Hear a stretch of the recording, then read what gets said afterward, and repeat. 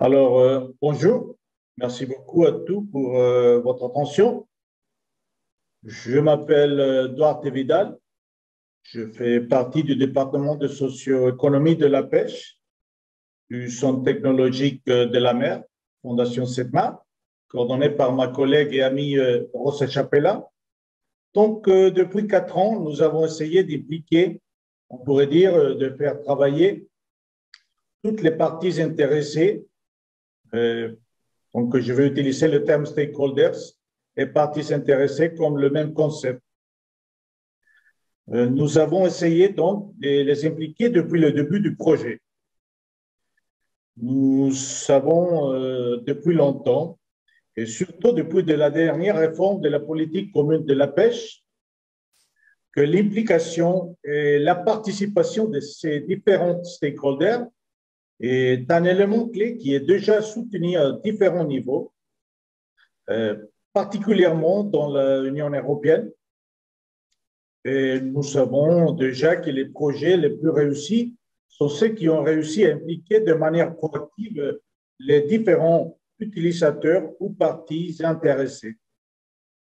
Néanmoins, il y a évidemment des difficultés chaque fois que nous sommes impliqués dans des relations humaines, car beaucoup de ces parties vont être impactées d'une manière ou d'une autre, influencées par le projet. Donc, on a besoin d'une stratégie à moyen et long terme, mais plusieurs occasions, beaucoup d'organisations n'ont pas su comment répondre ou elles n'ont pas mis trop d'efforts malgré l'importance de cet élément.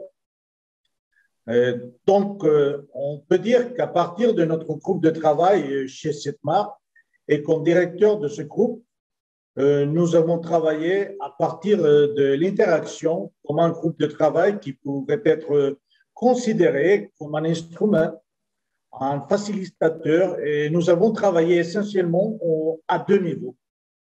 Au niveau interne, qu'on peut dire est destiné à alimenter le processus ou le flux de communication à travers du cadre conceptuel du RFMS.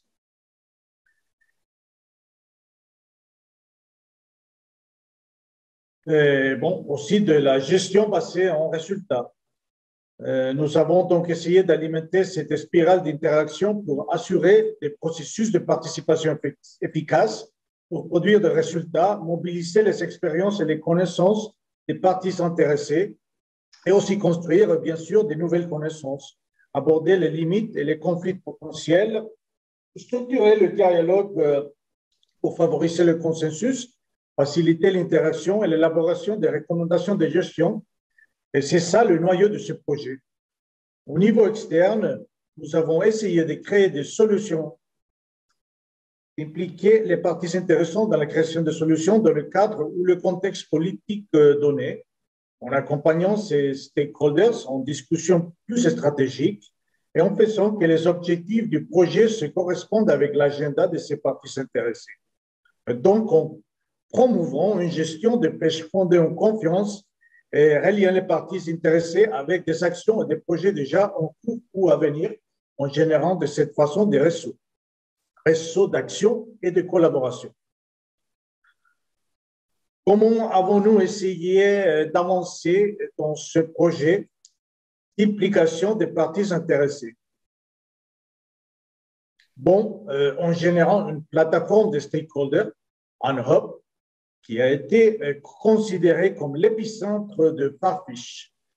Donc, on a travaillé en deux parties, deux phases. Une conception, une cartographie des stakeholders pour déterminer qui sont nos stakeholders, les écouter et définir leurs priorités et leurs besoins.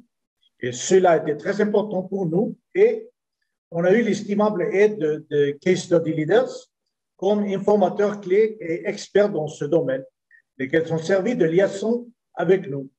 Leur travail a été fondamental pour essayer d'identifier et de déterminer les priorités et les besoins de nos futurs stakeholders. Avoir une personne sur le terrain est essentiel, qu'elle connaisse les communautés à niveau régional, national, etc.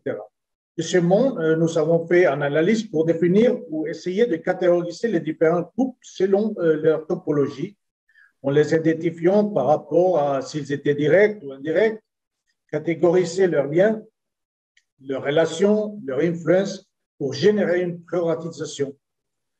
Nous avons utilisé différents modèles, mais comme base, nous avons utilisé le modèle de Mitchell, qui nous a conduit à identifier l'un des concepts clés lorsqu'on parle de l'identification des stakeholders, comme la stakeholder salience. La science est le degré dans lequel les différents stakeholders sont importants ou pertinents pour une institution. On peut dire qu'on a mis toute cette conception en pratique à travers de son implémentation. L'implémentation en 3 phases.